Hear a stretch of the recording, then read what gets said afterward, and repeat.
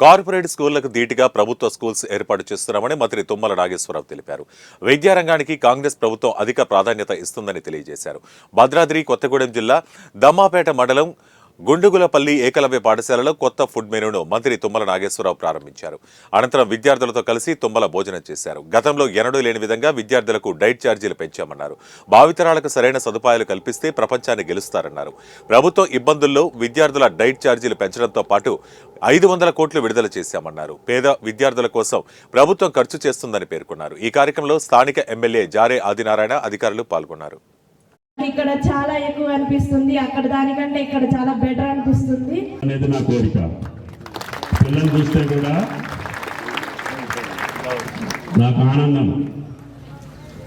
ఇంత మంచి క్రమశిక్షణతోటి మన ప్రభుత్వం రేవంత్ రెడ్డి గారి నాయకత్వంలో 16 సంవత్సరాలుగా లేనటువంటి డైట్ ఛార్జీలు కానీ కాస్మెటిక్ ఛార్జీలు కానీ పెంచుకొని మన భవిష్యత్ తరాలకి ఈ దేశాన్ని తీర్చిదిద్దగలిగేటటువంటి ఈ యొక్క భావితరాలకి సక్రమైనటువంటి పద్ధతుల్లో సరైనటువంటి రీతిలో మనం అవకాశాలు ఇస్తే ప్రపంచాన్ని గెలుస్తారనే ఆశతోటి ప్రభుత్వం కష్టమైన ఇబ్బంది ఉన్నా ఈ యొక్క 500 కోట్లు ఈరోజు డైట్ ఛార్జీల కోసం, కాస్మెటిక్ కోసం, పేద పిల్లల కోసం, బడుగుల కోసం, ఆయా స్కూల్లో చదివిన లక్షలాది రూపాయలు ఖర్చు